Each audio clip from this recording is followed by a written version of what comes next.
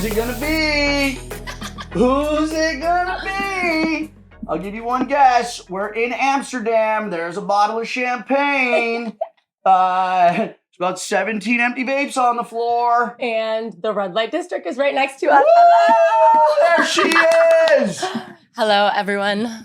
I am back. You are back. We're about to get into that. Ladies and gentlemen, welcome back to the Death, Taxes, and Bananas podcast. In case you could not tell by, that wasn't the intro, but that was just, I had to do this intro a little bit differently because there was no way to like really do the reveal of who the guest is the normal way. So we had to do it the abnormal way. For those of you who don't already do it, please follow us on YouTube at youtube.com/Death, Taxes, and Bananas. On Instagram at Death, Taxes, and Bananas. And what was the other one? Oh, yeah, Spotify, Death, Taxes, and Bananas. All right. Well, you can't really tell, but I lit this place myself. So in the interest of all of you wanting to see my bright, shining face, we're going to take this Amsterdam hat.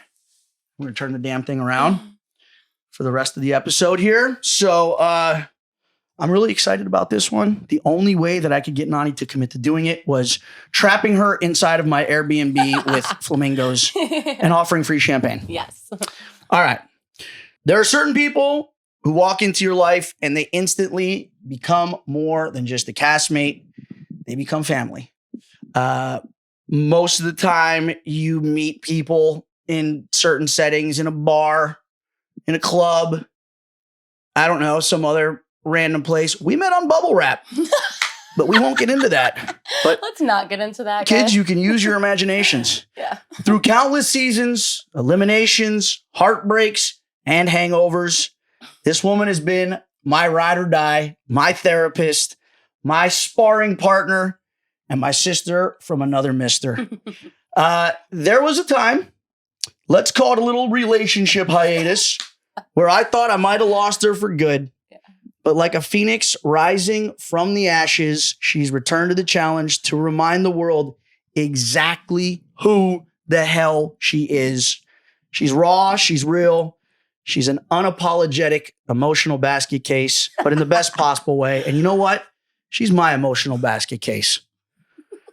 And that's why we love her. She wears her heart on her sleeve, her soul on her face, and somehow still manages to hold her own against the savages that call this game home. So today, the legend herself, my friend, my ally, my eternal partner in chaos, my ride or die, the one and only Mrs. Nany Gonzalez. Welcome back. Why, thank you so much. Thank you for having me. Thank you for locking me in this Airbnb. You're welcome. And shoving a mic in my face. I mean, you know what? There's other things I could shove in your face. Like that bottle of champagne. I think we should open it. I think we should. Let's do it. You know, in honor of you being, you want me to do the honors or do you? I can do it. Yeah. In honor of you coming back on the show, in honor of us now taking another amazing European vacation together, and in honor of actually of Nany being back, we're going to celebrate with a little bit of the bubbly. Now, we're not sure what kind of champagne this is because our Airbnb host, Rutger, gave it to us. Truly the best Airbnb host ever. He's actually great. If you guys are ever in Amsterdam, Airbnb, look up Rutger. This place is incredible. Don't shoot it in. We don't. Watch out. Okay. Watch out, Theo. Close your eye, Theo. Woo! Oh, shit. Oh! That was interesting. Okay. Oh. Nany just sprayed right after we talk about how beautiful this guy's Airbnb is. Nany's like, oh, yeah, let me christen the walls with champagne. Good thing she didn't. That was almost really bad, guys. She almost destroyed my laptop. If you could, don't worry, we'll include this in the podcast. You can see the BTS of Nany cleaning the champagne off the floor. Jesus. Almost done. I guess we just didn't know. Apparently, warm champagne is pretty explosive. I bet that was kind of good on camera, though. See, Nany does it all. Podcast guest, cleaning lady. I just did your fucking laundry tonight, too. Emotional support. Nany. All right, that's good. Okay, Belle. Aviva will be back soon. We'll have her clean up the rest. Until then. All right. Okay, wow. There we go. Woo. Sorry about that, guys. I'm back. Don't apologize to us. Apologize to this beautiful antique hardwood floor you just ruined with champagne. Ooh, this is like rosé too. That's why. One for you. That's why it was sparkling rosé. I think this is if my nose doesn't deceive me, this is a 1932 rosé from the Amsterdam region of the Netherlands. All right. Cheers. Hey, here's to you. Here's to us. Here's to us. Cheers. Don't ever do that to me again. And I mean, leave me like that. All right. Okay. So, how the hell have you been? I've been good. Feels good to be back this season. It sucks that you got booted so quickly, but it's okay. What could have been? I honestly kind of expected it to happen that way.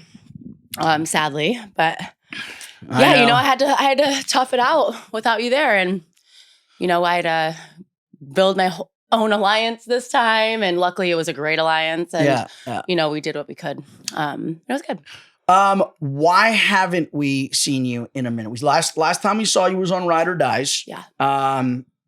And I've got to say, and I know, and we'll get into it, but I mean, what a crazy, just like emotionally trying season that was for you. I mean, but you thugged it out the entire way through. You and I made it to the 97th hour of a 100-hour-long final before losing it, to Devin and to Tori and Devin. They still did give us what was it, $37,000 or something like that. So honestly, shout out to them. That was really nice. And then I think Devin thought that by giving that he was going to buy me off for the rest of my life. I paid you this money, so now you can never say my name again. Oh, really? Little did you know.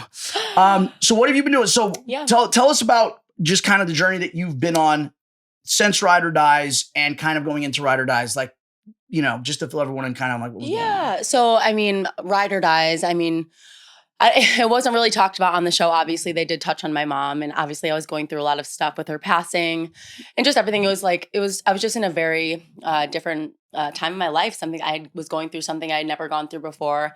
I didn't really know how to handle it. And so I did Ride or Dies thinking that, it was going to be good for me. It's a good way to kind of forget about what was going on. But I think I went into the experience expecting it to be something that it really wasn't. And I thought I was a lot stronger in the time. But, after a week in the house, I quickly realized that I just wasn't in the mental state to stay. But I did, because obviously you were my partner. I wasn't going to leave.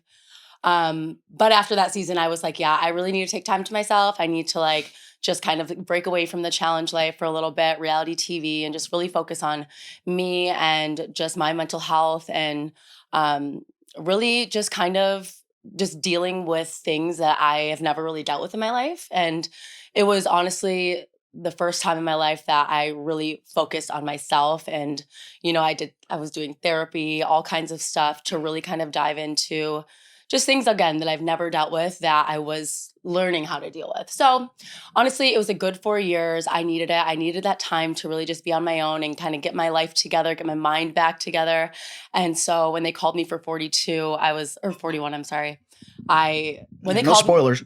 When they called me for 41, I was I felt so much better. I felt like it was the right time to go back. And I was so excited to go back. So going back to Ride or Dies 39, is there any regrets about going? And we've spoken about this before. And I know that the challenge can be such an emotionally just difficult experience. Obviously a pressure cooker. And sometimes whatever you're dealing with outside can sometimes be, magnified in that environment. Yeah. But on the flip side, sometimes a challenge house, because it is so emotionally draining, it's almost like a distraction. Yeah. So do you feel like any part of you, by going on the challenge, going through what you were going through at home at the time, do you think it was in any way beneficial, or do you think it kind of was something that you wished you would have skipped out on? Take me out of the equation. Yeah, honestly, I will be real. I really wish that I would have just stayed home that season because I just wasn't, God, Johnny, I wasn't there mentally. Yeah. I just wasn't in the game. And it was just, I felt so bad. And I I started feeling guilty because I wasn't happy. It was hard for me to walk around the house and want to talk to people and want to like get to know others and play the game. That's what I'm there to do. So I feel like because I was in such a bad place mentally, it just ruined the entire experience for me. And I think honestly, looking back, that's the only reason why I know that I should have taken that time off, because nobody is responsible for my mental health except me. Nobody is there. It's not anybody's job to kind of navigate, my feelings and things that I'm going through. Like, no, I signed up to do a challenge. It's nobody's responsibility to make sure that I'm good. That's something that I need to be, I need to deal with and that I need to take care of before I go on the show. And so looking back, I wish I would have just given that time to myself and not go on TV. And, it was just hard. It was really hard. You know who else it was hard for? Me. I know. And I know that. And because, but this isn't about me, but what I'm saying, the reason it was hard for me is because I felt like I only had a fraction of you. And I know that part of the large majority of that obviously was because you were just probably emotionally not present because of what you were going through. Okay. But I don't think it's any secret that I don't think your ex-girlfriend really liked me all that much either. So yeah. I honestly felt like you and I could not be bananas and Nany, banani, as the fans like to call it. Because I always felt like there was this under the surface, weird, like deep-seated resentment from Casey towards me. And I literally felt that in our partnership. I felt like we couldn't celebrate the way we wanted to. I felt like we couldn't banter the way that we wanted to. And so for me, it almost felt like on top of you, I think just being emotionally unavailable. Yeah. The fact that I felt like as a friend and as a partner and as a brother, Eskimo brother, I couldn't even be there for you fully because I'm like, where's the line? Yeah. So I feel like no matter what I did, I was crossing the line. I know that. Yeah, it was difficult. And I know that it put you in a tough position, but I do want to say, looking back, like you really, really like, I felt so blessed after leaving that season that I had you. Had I had somebody else that like didn't know me as well and just didn't understand, I guess, the levels of where I was in my life and what I was going through. Had I not had you and somebody, I think it would have been a situation that would have just been way worse than, it already was. So I'm just grateful that I had you and, again, somebody that actually cares about me, knows me, and just I knew that, you obviously were feeling some kind of way, it's your game too. But you never like put that pressure on me. So I really appreciate that. There's times I wanted to. I know. And I know that. But again, I was like I wanted you to be like, here's what I was going to do for the first time ever on a season. I was going to let you control the velocity at which we were moving. Yeah. All right. And because I was like, I don't want to. There would be days when I wouldn't have seen you for 3 days, and I'd go like, no, you want to go like work out or run or something? Mm-hmm. Like, no. I'm like, okay. I know. I don't think I left my room or got out of my robe that season. You did not get out of your robe. That thing belongs to the Smithsonian. Yes. Nany's purple robe. We need to get that thing into the Smithsonian. I really honestly considered like selling it after that season because it was such a thing on social media. I didn't realize it, but that was like another thing. I'm like, yeah, never going on a challenge and bringing another robe again, because the chances of me living in it all season and that's literally the only thing you guys see me in. Yeah, that's not gonna happen again. Okay, so obviously, and we all, well, unless your name is Johnny Bananas, we all need to take an emotional break from the challenge every once in a while. Not me. I just keep on banging my head into a wall and just continuing to do as much emotional damage as myself as I possibly can. And then I just use the few months in the off season to try and recover.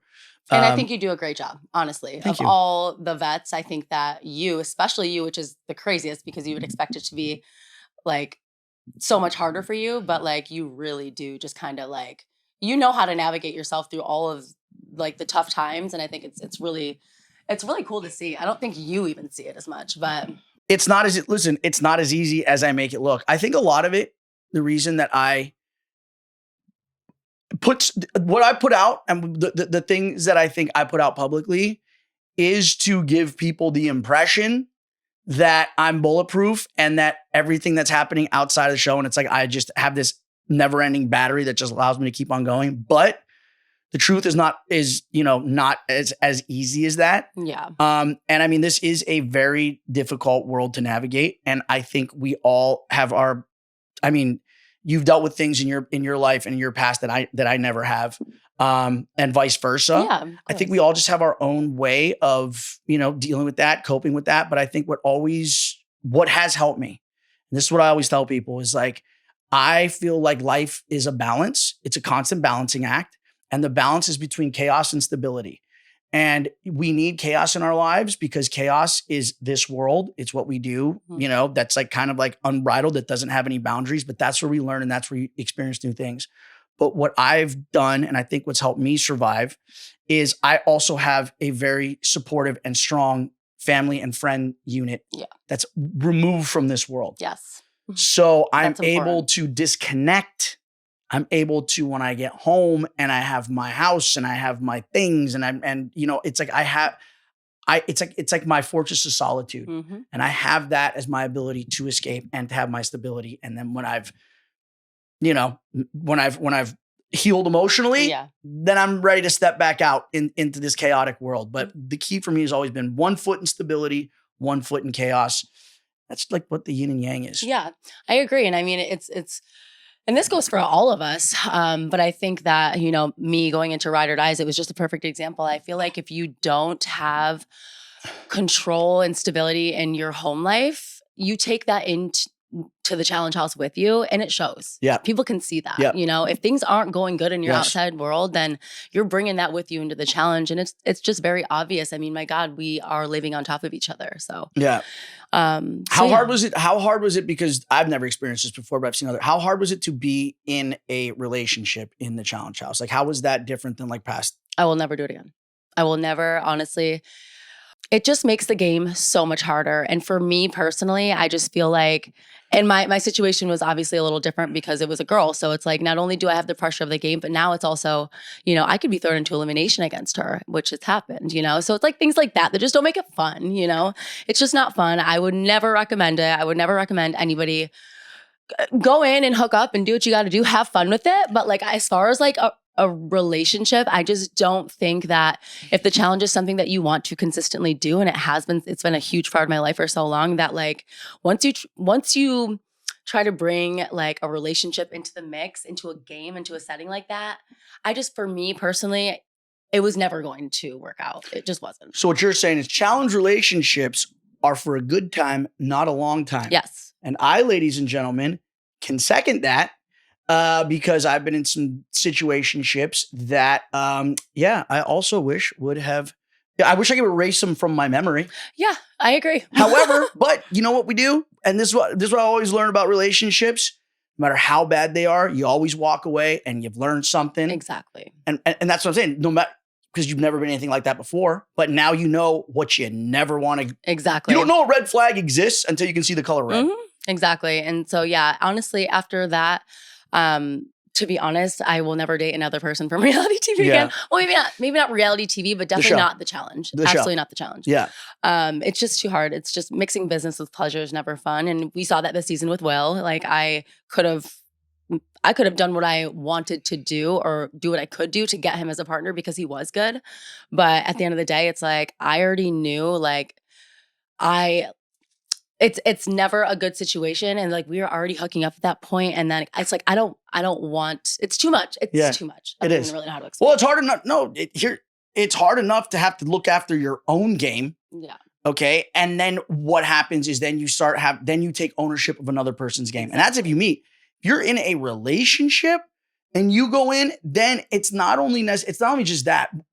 When you just meet someone and it's like new and it's fresh, it's fun, gives a shit. Like you have no real issues, no real problems, nothing that can really be exploited. When you bring that relationship back on TV, when you actually have a relationship and you have real emotions, real triggers, real fights, and you don't have the ability to express yourself the way you would in the outside world because you're like, oh my God, is this going to become a storyline? Exactly. Is this going to be exploited? 100%. I think that honestly was another issue too, is that I just, it was hard to navigate the game in a relationship, but like also just that too. It's like, what I also realized too is that when you come back in a relationship, yes, you bring your real life into the show, but like I would find myself spending all day in my room with, my person. And like, it took away from the social game. It took away from just like getting to know others. And truly, that's what the challenge is. Yeah. It's a physical competition, but it's very much a social game. And when you're secluding yourself in a room with one other person, you're not playing the game. Why are you there? And that's truly what I kind of came. How much of that with. seclusion was like self-induced, and how much of that was from your partner forcing you to be secluded? I think it was a mixture of. I think it was a little bit of both. I don't want to blame anything on that. I know that I, again, wasn't in the right state of mind, so I chose to separate myself. It was a lot being around a lot of people. Again, something I really should have thought about before saying yes. But no, it's just not the place to be in a relationship. Yeah. It is a game, and that's what it needs to just stay a game. Yeah. I could not agree more. I mean, I have a hard enough time being in a relationship in the real world, let alone the challenge house. Yeah, I don't know. It just takes away from the experience. Like for me, I love doing the challenge because it's my escape from my real life. Yes. It's my escape to like get away and not have my phone, not know what's going on in the world, and focus on myself and focus on, the task at hand, and that is the game. And I just feel like I like the fact that I can escape and go somewhere and be on my own and be alone. And obviously it's just different when you bring a relationship into the mix. It kind of takes the fun away. Yeah, especially a relationship with someone who is a fun sucker. Anyone that doesn't want their significant other to hang out with me, there is something wrong with you. Okay? Honestly, Olivia took Theo away from me. Cam hasn't taken Leroy away from me, so that's kind of nice. Who else? What other significant others don't want their partners hanging out with me? There's quite a few. So I don't understand why. I'm just a really fun person, I guess. Yeah, that's it. No one is concerned at all. They just don't want you to. They just don't want you to have fun, Nany. That's what it is. All right. Well, listen. It's no secret that we are in the land of secrets. There's actually a place right down the street called Red Light Secrets. We are in Amsterdam. We just filmed another reunion show. Obviously, we can't give any details about what happened, but I will say for me, it felt like a 72-hour fever dream. What fever dream? Like a dream where you're like, where when you know those dreams you have when you have a fever and like you're like, am I awake or am I asleep? I see, and like things kind of seem like reality, but they kind of don't. Yeah. It was a blur. It was a 72-hour blur of a fever dream. And I mean, this could have something to do with it. Nany, where'd these come from? Yeah, this might have something to do with it. What's in there? Oh my God. How much we got left? Should I show the stash? Yeah, should we just see what's in there? Just mix a little bit. No. See, you get weird. See where this podcast goes. What did you think about this reunion in comparison to other ones? Because again, I feel like Nany, this is your first. You're back. Yeah. We actually have Nany back. What was this one like for you? Honestly, I thought it was a great reunion. I think that everybody spoke their piece. I don't really know how much I can say. Everyone spoke their piece. There were some times that security needed to be called. Yeah, it got pretty heated. I think that everybody spoke their piece and everything was addressed from the season Which that normally needed to doesn't be addressed. happen. Yeah. Which normally doesn't. This is the most frustrating thing about reunion shows for people who don't know the background. People will show up because obviously it's kind of like a challenge. They fly us in. We're all in the same hotel for 24 hours. Yeah. Some people might sneak in other people's hotel rooms to eat empanadas. I'm not going to name any names. But everyone's talking because there's still the little cliques and the little, divisions and little alliances. It's still there. They're still there. Oh, they're still there. Everyone's still in their own little cliques, right? Yes. It's not, the walls aren't as hard, but they're still there. And everyone's like, oh man, fuck this one. I'm going to call this one out. I'm not going to let this shit slide. I'm going to go out there and, full auto, let everybody up. That person goes out there, doesn't say a word the whole time. for 10 hours. I felt like this one, there was a lot less of that. Yeah. I feel like like I said, I think everybody who had something to say really spoke up and touched on it. And honestly, it was really cool to see everybody yes, there was the drama and people got loud and stuff, but it was nice to see overall the conversations about what took place happen and people able to just kind of have that conversation and move on. Yeah. You know, and it didn't last hours. There weren't fights that were just nonstop. It was like once somebody talked about something and addressed something, it was spoken on, but then we moved on from there and it wasn't talked about again. I think that was nice. Oddly enough, America was noticeably absent from the reunion. Maybe it's because she didn't have any thing to address. I am so surprised about that. Like, me too. I did not believe it. I was so surprised. I thought for sure she would be there. Yeah, I was a little disappointed. And what's crazy is that like I really liked America this season. Oh, did you? Yeah. I mean, whatever. I don't know what your issue. No, I have no issue. I'm just saying. Yeah, it seems like she liked a lot of the guys too. Listen, she wasn't like the best competitor, but like that girl was like she did not give up, and like I actually kind of liked her. Like she was cool. She like, she just didn't annoy me. I actually really liked her. Yeah. So I was surprised that she, I guess, hasn't been promoting the show, wants nothing to do with it, and now said no to the reunion. Like that's actually really weird. I don't think we've ever had a rookie say no to the reunion. I don't think we have either. It's very odd. Very odd. Very odd. Usually that only happens when people have something that they are hiding or feel really guilty about. I don't know what that would be. Yeah. No clue. We should ask Leo. That's what it boils down to. Phone a friend? Should we? Should we?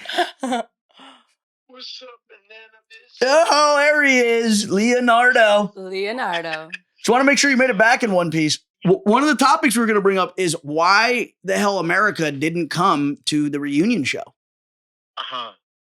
And do you have any ideas?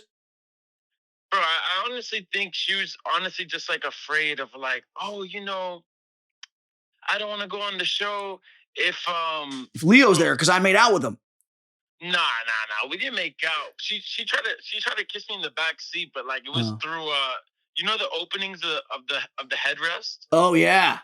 So she tried to peck through there and like literally just didn't go through. Oh, so it was like a glory hole. She wanted like a Leo glory hole through a chair seat. Pretty much, but it was like picture like not like an attempt to go forward through it, but more like bus movement and then slam your head through it. And I'm like, oh. Like, yeah, because you know what? So what if she was just trying to trick you and as soon as you stuck your tongue there, she slammed the headrest on your tongue like a guillotine? I'd be fucking sick. Yeah, good thing you didn't put your wiener in there. That would have really been bad. Exactly. It would have been a terrible outcome. Oh man. All right. Well, yeah, we just wanted to get because that was one of the topics we're obviously going to address because she was noticeably absent, you know, from the reunion. We just didn't know. I think she was mainly absent for two reasons. So one, afraid of what was going to be aired on television, right? And then two, I generally just think that like, because she didn't post, because if you're not promoting something, you know, like if I have you on something that I'm doing and you're not promoting, I'm like, all right, well, I don't want you back myself. 100%. Yeah. But I don't get why she was so scared. Like even if it was whatever, like just own it, face some music, and then eat some fucking banana bis and just do it, dude. Exactly. Be chilling, and then that's it. Unreal. Exactly. Yeah, we got half tea. That was like lukewarm tea. Yeah. But we never got the head. We didn't know about the headrest thing. Yeah. Well, so the only reason it didn't happen is because he didn't peck through the headrest. Oh, wow. So, okay. So she hooked up with, so she tried to kiss Leo. She made out with D. And Tay. Okay. Yeah. So she's afraid of her boyfriend seeing all of that? I mean, I don't know why she would be. I know. Yeah. What's wrong with that? Yeah. What's wrong with making out random? What's wrong with getting drunk and making out randos? No, honestly, to be fair, if I was on, whatever. I don't know their situation, her and her boyfriend, but, you know, if it was my first season and I knew for a fact that I was never coming back, I pretty much cheated on my significant other on the show. Emotionally, I would nothing say else. It was no to the reunion. So, yeah, too. I would too. I would too. Yeah. So let's see. What else did we have going on there? We had that we can give away without giving away. We had a special guest. We had a special guest come. We had a lot was revealed. There were some very tough questions that had to be answered. I think I'm not sure how much of it that they're going to show, but they're going to show how absolutely diabolically demented one of the partnerships was. And and it's from someone that you wouldn't be surprised was the aggressive part of the relationship and one that you would be very surprised allowed it. Yeah. Can't get into it too much. Hopefully they show it. They might not. Don't worry. If they don't, you can find it right here. Don't worry, Johnny will fill you in. On the non-sanctioned, on the unsanctioned. Oh, here's the other funny part. What? The host kept on saying, like, as many times as she could mention the official challenge podcast. She was the only one that did. Every other cast member that would talk about a conversation that happened on a podcast, it was always Bananas podcast. So when I was on Bananas podcast, I'm like, well, which one is the official? Yeah, one? right. Come on, they're still living in the Stone Age. They're still just doing Spotify audio. See what we're doing here? HD in Amsterdam, YouTube and Spotify. And if you pay for the extra, you can see us do this naked. All right. What's next? The added one has a paywall where you could pay for X-ray vision. What's next? I'll tell you what's next. Well, ma'am, let's talk about Will. Will she or won't she? Okay, let me just At what point? I just want to know, at what point were you like, yep. Yes, I want to hook up with you? Yeah, and here's the thing. I like Will. Yeah. I think Will is, dude, fucking the guy's built like a tank. Yeah. All right. Handsome. Might drink a little too much. Makes a lot of weird noises in his sleep. You know him better than I do. Yeah. But in a weird way, him and I are related. Oh, yes. You guys are Eskimo brothers. Times 2. Wow. Oh, times 2. Yes, that's right. That's funny. So How'd this happen? How'd this go down? Okay, I'm not going to lie to you, Johnny. I actually went in on this season and I was like, I'm not going to hook up with anyone. Like, I'm just going to go there and play the game. This is the conversation we had. This was the first thing I asked you. I was like, Nany, okay, single Non's back. I was like, what are we feeling? What flavor are we feeling this season? You're I'm like, you almost got offended. You were like, no, I'm here to focus on one thing, and that is winning. And I'm going to take this show seriously. I'm not hooking with anybody. Okay, so I did do all of that. I took the show seriously. I focused on winning. You did. But I also just needed to have fun too. So how it started was, okay, so let's get in. Wait, time Pillow talk. So let's get into Pillow talk. You and D, and then Will and D. First of all, I did not know. I wasn't there that night that he got into it and punched the wall. And I was not there. Honestly, Johnny, you know me, the first couple physically weeks. Physically or mentally? No, physically. Okay. But the first couple of weeks, it's a lot, There's so many people. The game's just started. It's very overwhelming. So I honestly, the first week or two, I am overwhelmed. So I kind of stay to myself. I go to sleep early usually. Anyways, but I wasn't there that night with Will. So I didn't know, you guys, the first time I saw him punch the wall and do all of that, that entire night, I saw that Turned episode. No, it didn't turn me on, but I was like, oh, okay. Okay, this is crazy. So anyways, now we're getting back into should have done my homework. I know. So getting back to how it all started. So it was when he and I were partners, right? So Will and I never even really talked. We, in passing, joking, but it was never anything. I never even talked to him, got to know him, knew anything about him. So he and I are partners for the first time, and on our way to the challenge, we're sitting we're not on the bus. This is before the challenge. He and I are talking, and I know that we're from, we grew up in the same area. He's literally from Medina, New York, which is right next to Buffalo. So we're from the same area. He played hockey. I used to cheer for hockey. And it was just little things like that. Hockey has cheerleaders? Yeah, semi-pro hockey. Oh, okay. Oh. So it was little things like that. And then we were partners for that challenge. So I spent the whole day with him. And then I was like, well, I definitely I'm not into, I don't want to be with this guy, but I definitely want to be with this guy. I don't want to be with him long term. No, I want to be on you. Yes. I don't want to be with you. I want to be on you. So how it happened was, okay, I'll tell you the truth. Okay, tell me.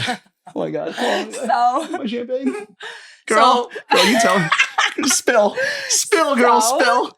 It was a movie night one night, and this was a couple days after. I waited no longer than 2 days. A couple days after the challenge that we competed in together. And then it was movie night, and I was sitting maybe right here, and he was laying on a mattress on the floor, right? Mm-hmm. So the whole time I'm watching the movie, I'm just looking at him.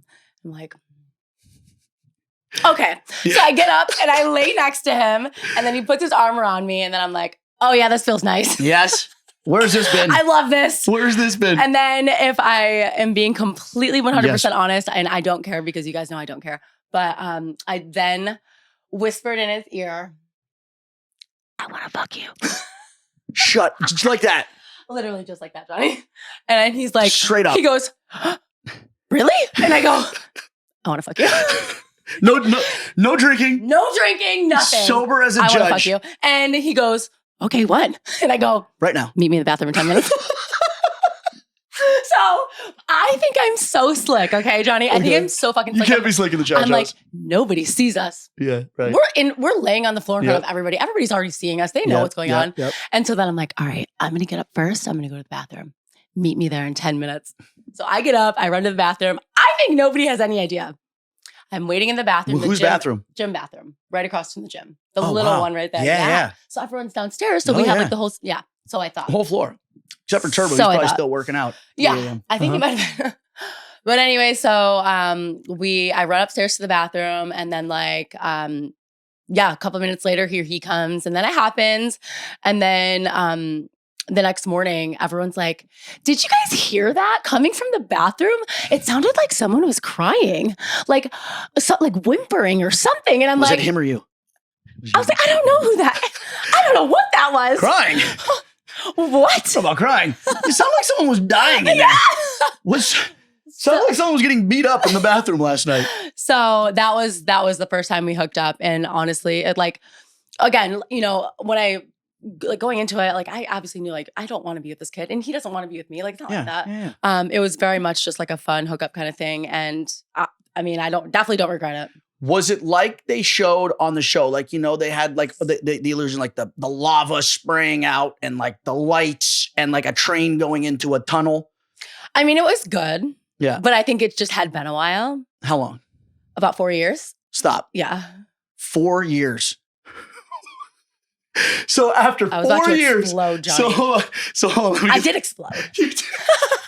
I Next day they had to call the plumber. Excuse me, sir, there's a hole in the wall. I mean, someone blew a hole in the wall.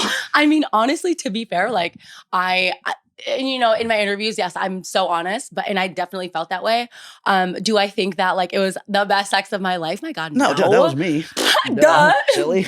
But like, I also know that like it was great in the time, and I think I very much needed that, so I enjoyed it. So on a scale of 1 to bananas, he was like a 3. That's cool. I'd give him like a 3.5.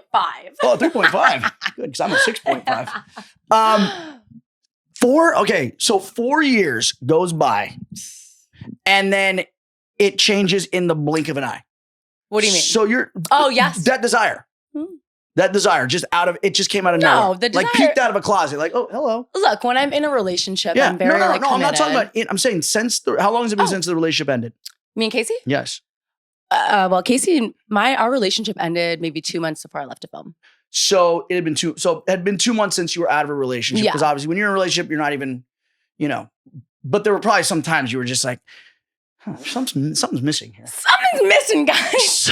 You know, can't quite put my finger on it. Can't quite put my finger in it, but something is definitely different. Yeah, and not the same as it used to be. And then it was like, oh yeah, that's what it was. Oh, okay, got it.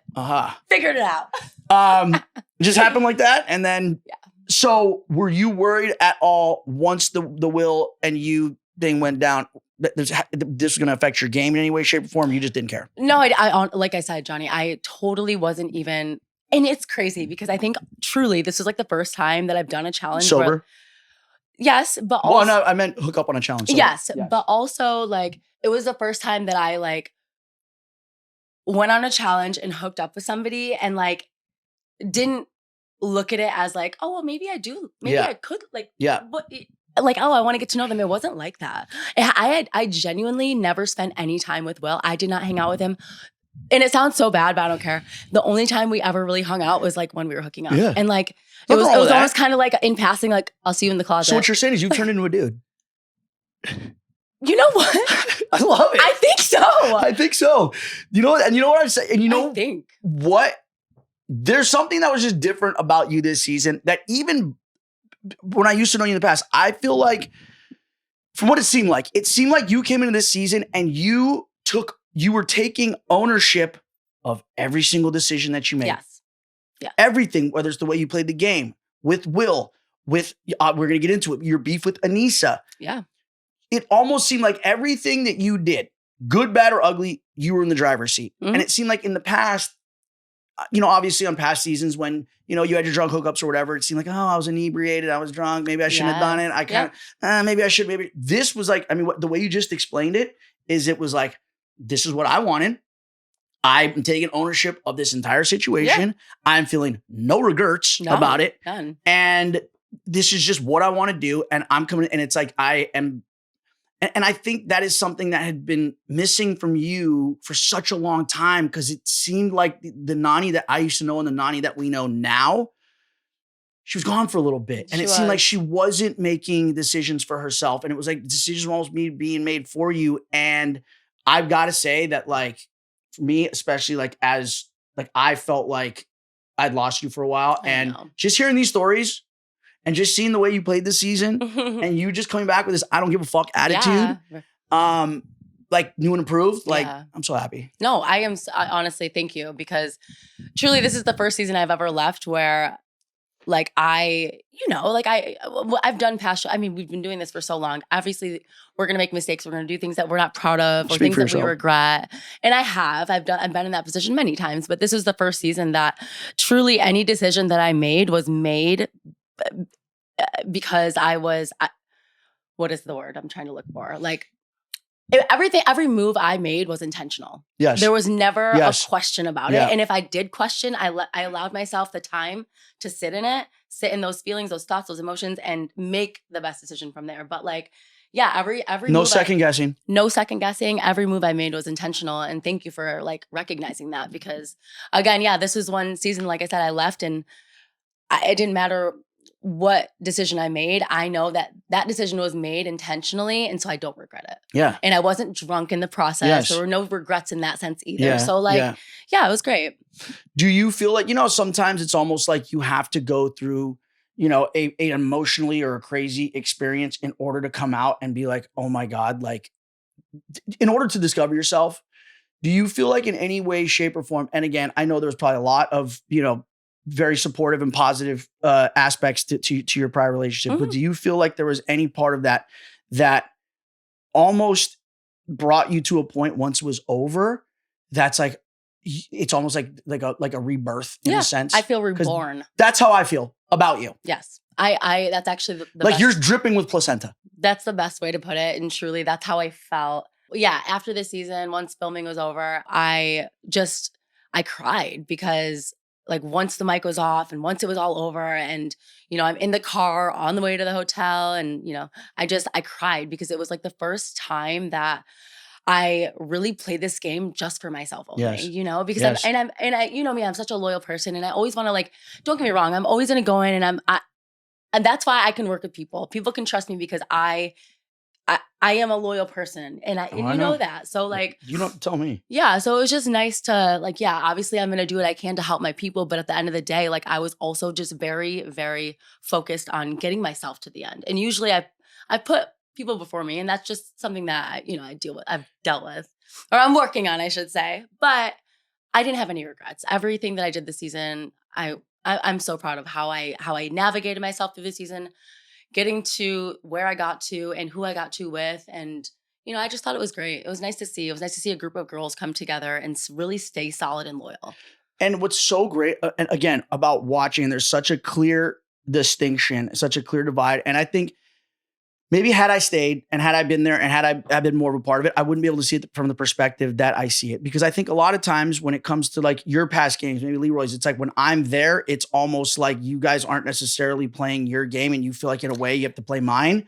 And I think that me not being there this season and you being there kind of on your own for this pivotal season, you coming back, I think, you really were able to play your game, make your own moves, and you up to this point, the fact that like we're sitting on stage at the reunion and everyone is like, yeah, Nany was running the entire fucking house. And it's wild because I did not think that at all. You know me, I'm so just kind of like I'm just in my own world in a sense. Like I'm not thinking of it from anybody else's point of view. I'm just obviously trying to get to the end, but it was, I recognize that too. And I was just like, that's so crazy because you guys think that, but I did not feel that way.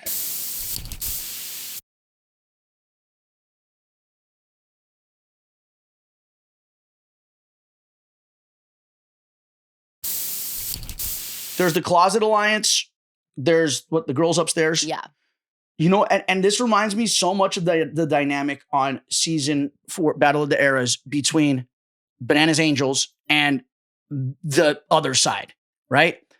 The other side, which would be equivalent to the downstairs closet people, their alliance is held together with like duct tape and scotch tape. And it's like, there's no real loyalty there. Olivia is literally just using the Izzy's and the Adrians and, you know, the Tays as pawns. Play my game. I'm going to give absolutely nothing back. She's got them under a spell like a fucking cult leader. It's wild to watch. And you see this episode, which we'll get into. Oh my God. The way that her and Theo together in tandem fucking absolutely snaked. There's no other way to describe it. Gabe and Johnny pitted the two again, turned the whole house into a frenzy. There's that way of playing, and it seems to me like so.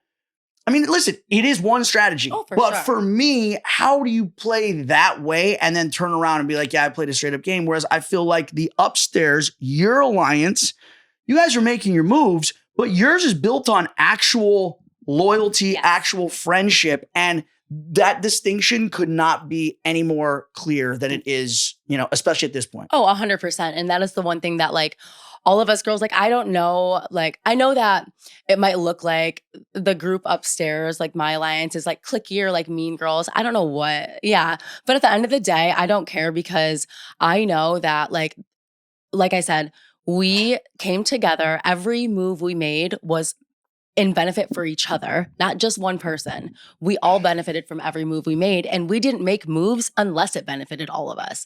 And you know that, like, it wasn't like one person running the show. It was all of us collectively coming together and saying, you know, when it comes down to the voting, I can vote this person, I can't vote that person. Well, I can't vote this. So then we, you know, have to come together and figure out who works best for all of us. And that's the difference between us and them, is that, you know, their entire alliance fell apart because they weren't voting together. Every move they made was in benefit of two people only, Olivia and Theo. And everybody else, you know, when it came down to the voting, as long as Olivia and Theo were safe, they didn't care where the numbers were going. Just as long as they weren't in it, they were fine. But if that meant Izzy has to go, Gabe has to go, all these people that are so-called working with them have to go, they don't care, because at the end of the day, they have no loyalty to them. And what I find so funny is Izzy going home. All right. I had Leo on for that episode, and I obviously wasn't there when I watched it. I was like blown away. I'm like, wait a minute. You're telling me Izzy from day one walks into the house, goes straight to Olivia and is like, I want to work with you. I've watched you. I want you to be my number one. And Olivia's like, yeah, noted. You could get at the back of the line because I've already got, you know, all these spots spoken for. For her then to get put into elimination and eliminated based on 2 burn votes, Olivia and Theo, shows how expendable she was. But their reason for doing it was for Turbo. We don't want to piss off Turbo because if we vote D, that'll make Turbo the hangnail. How quickly now, though, where we're at now, has Turbo now turned on them? And we'll get into it, but you remember World of Worlds too. Turbo loves, and me and CT got into this on the last episode, Turbo loves to talk about honor, and Turbo loves to talk about playing the game straight up, and he loves to talk about, you know, not being snaky and sneaky and fake as fuck. When he plays the sneakiest, snakiest, fake as fuck game ever, because what he does, and it took me a while to really catch on because he's good at what he does, but what he does is his whole, I'm going to stay out of it. I'm not going to make any, you know, enemies. I'm not going to say anything. I'm not going to be involved at the bar. I'm not going to be involved in discussions. I'm not going to fucking be involved in voting until the end when I see what the numbers are. And what he does, and now it's so obvious, is as soon as he sees a massive power shift and he sees where the numbers are, you know what he does? He picks a fight with a person on the opposite side in the minority group to almost kiss the ring or to show favor to the people that are in power. That's like, I'm with you because I'm taking on this person. CT, Justice for Lecca. Who does he go after? CT, yeah. You and me on, and it was the first time I ever saw it on World of Worlds 2. There was that dynamic on our team between, it was like you, me, Leroy, Laurel, and whoever else. And then it was it was Paulie, Kara, Ninja, Cam, whatever. Turbo's in the middle, totally floating. But it was more on our side until the night Laurel gets eliminated. What does he do? Yep, got mad at me for cheering for Laurel. I will never forget that. And then what was he doing? Showing the other side, the Paulie, Kara, Cam, Ninja side, hey, fuck Nany and Bananas. I'm with you guys. Exactly. And then he does it again now. This episode with Theo. Theo's just saying you all are a bunch of pussies. Why does Turbo then take that as an affront to him? All Turbo does is call people pussy chickens. Yeah, I know. He then stands up, fuck you, Theo. I'm coming after you. You don't call me this, blah, blah. Why? Because now he sees the power. Now that Gabe's out of the house, shift back to your guys' now all the power's in your corner. And he's like, all right, this is a sinking ship over here. Yeah. And here's the thing. If somebody wants to come in and they want to play the middle, that is a game that you can play, but you can't play that game for long, which is fine. But you're right. I do think that in that moment, he knew he had to pick a side, because I even told him, I was like, you can't keep doing this, because like, yes, I might have the numbers, and like, yes, you are like working with us, but at the end of the day, like, it's my job to convince all of these people in my alliance that you are trustable and that we should keep you. So like I think in that moment he knew, yes, like you said, he has to pick a side. And, you know, now people are starting to see. I feel like he when you play the same game every like season after season, people catch on. I mean, we're not stupid. My point though is a lot of people play the floater game. Yeah. But you know what they do? They shut their fucking mouth about it. Yeah. They don't float and then tell other people they're playing shady games. Yes, that's actually a good. Yeah, there's a lot of floaters out there. You don't ever see CT or Aneesa, really, Derek Chavez, like all these perennial floaters. You don't see them then talking about honor and telling other people. They're like, let me just sit in the fucking back and hope nobody sees me. Exactly. And that's I think that's what I was trying to say. If you're gonna come in and play that game, then play that game. Yeah. But like just like don't preach honor. Yes, exactly. So I totally understand like where everybody's coming from. Well, like I said, maybe it's because of the hiatus he took. I also think that in the past he's played games where you can kind of hide behind the numbers. This season, not so much, especially because of how things keep on switching and flip-flopping and team and partners keep shifting. And this is just a really shifty game with a lot of twists and a lot of turns. And it was very difficult to hide in the shadows. Speaking of partners, Justin is your permanent partner. Yes. I'm so Do we love? I love having Justin as partner. Johnny, it is so crazy. Like, again, you weren't there to really see him compete this season, but like, I can't wait until you like get the opportunity to like be on a team with him maybe one day. I don't know. He competes just like me. He does not like, and that's why I loved him though, because we competed the same, very little talking, just doing. Like there were so many things. Since when do you compete with little talk? Well, generally all the talk is you just yelling back at me for being. Yeah, typically.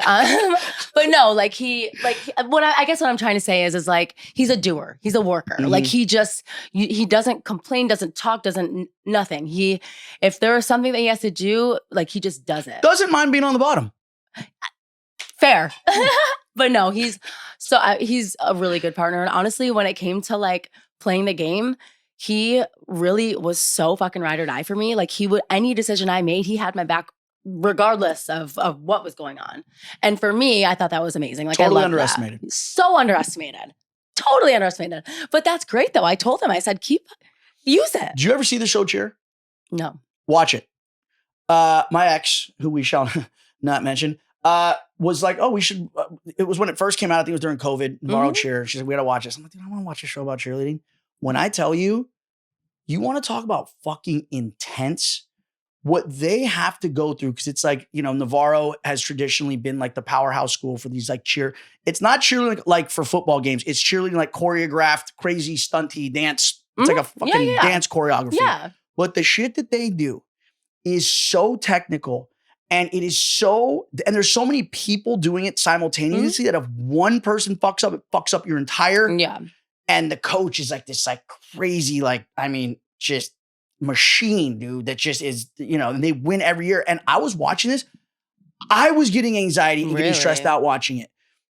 So from that aspect, I mean, while it's not the challenge fires, he hasn't been tested by the flames of the challenge inferno. What I think he has had to endure is, I mean, dude, you want to talk about competition like under bright lights, and it's like, I think that's why he might be battle tested in ways that most people don't give him credit for, is because of what he's had to go through and endure on that show. You should watch when you go home. I think it'll give you that's interesting insight into like, you know, probably why he performs the way that he does. Yeah, and that's so interesting. But honestly, like, as far as a partner and like he truly is just such a workhorse. Like, again, no complaints, doesn't talk, just does, just works, won't stop until he's done. And it's like, it was just such a breath of fresh air to have, like, again, just a rookie who was like just that passionate about like competing and just getting the job done. And then also somebody that I could really trust and was loyal to me and my alliance and never gave me issues when it came to voting. Just such a like. You know what else I noticed about him? And this was in the first elimination against Rogan. Not only did he take it on the chin, but what separates people who are like decent or good at the challenge or bad at the challenge and great or good is their ability in the moment to change tactics. Yep. And you will see so many times people will go into eliminations or on a challenge and they get panicked or they frustrate. And you know what they do? If something's not working, they keep doing the same thing over and over. And what you have to be able to do is adjust and adapt, especially when you're in elimination where you have time to do so. And that elimination against Rogan, if you watch, Rogan kept trying the same technique and it wasn't working. Justin would try something a few times that wouldn't work. He'd try something else, but then he was also coachable. Because I was on the side, I saw he was doing well, and I literally helped coach this motherfucker through that elimination, and he won. Now, obviously, he did it, but the fact that in the moment he was able to sit back, take direction, and actually change his approach is like, I mean, that right there is a sign of someone who, again, you know, is coachable, who's good, who doesn't panic under pressure, and I mean, I think he's an excellent, you know, addition to the show. And he's and he was underestimated all season too. All season. I think that was another reason why I really like grew to love him and respect him was because of that. I just saw everyone underestimating him. And to be honest, I kind of felt like how I felt when I first started doing seasons was that. I felt underestimated and people always doubted my capabilities. And I feel like I saw so many people doing that to him this season. And every time he proved them wrong, I was just like, hell yeah. So that's a relationship that you created this season and have nurtured, and it seems like it's going very well. Yeah. Let's talk about a relationship that fell out this season. Our good old pal Aneesa. Oh yeah, yeah. So again, from the outside perspective, I think I have a pretty good idea of why this happened, but tell me kind of like what the genesis of this entire fallout with her and Ashley was first, how you got dragged into it, and kind of just give like the people out there that don't know the full story and the full scope, like a better understanding of, you know, just kind of what tipped this whole thing off. Okay, so let's start off with, I mean, just moving into the house. So it was in my room, it was me, Aviv, Aneesa, Ashley, and Michaela. Okay. So at the beginning of the season, the first week, obviously, like, you know, we're doing game talk and Aneesa's a part of it. And like, we think that like she's, you know, there and, you know, we don't think anything of it. And so then I think it was like the first vote. I don't even know what it was, but we learned quickly that Aneesa obviously, you know, her loyalty was to Olivia and that was fine. You know, us girls had a conversation with Aneesa in the room and said, hey, look, and this is the very beginning, Johnny, laid it all out there for her. Hey, look, we know you're friends with Olivia. Like, that's fine. Like, play your game. Like, we get it.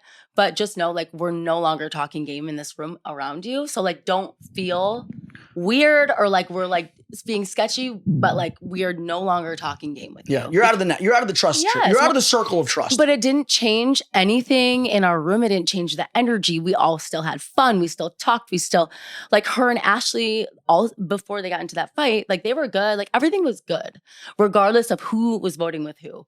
Did it start to annoy us after a while that we kept saving Aneesa and she wasn't helping us at all? Of course, yes. But when it came down to it, you know, like, we were always going to save Aneesa because like at the end of the day, she wasn't up first on our list to go. Yeah. You know? It didn't really, other than a vote, she wasn't necessarily a big threat to your game. For sure. Yeah. And like, don't get me wrong. Like put the game aside. Like we loved having Aneesa in our room. Like we had fun together, all of us. She's a great time. Regardless of what she wants to say and what Ashley wants to say, like our room was so much fun. Her and Ashley got along great. Even after their fight, they were still keeking in the room, laughing, all of us. Like that's what people don't see. And that's where it bothered me, was because Aneesa, after her and Ashley's fight, she would pick and choose when she was mad at Ashley. So she would come into our room, and if Ashley was telling a story, Aneesa's laughing in on the conversation, everything's great.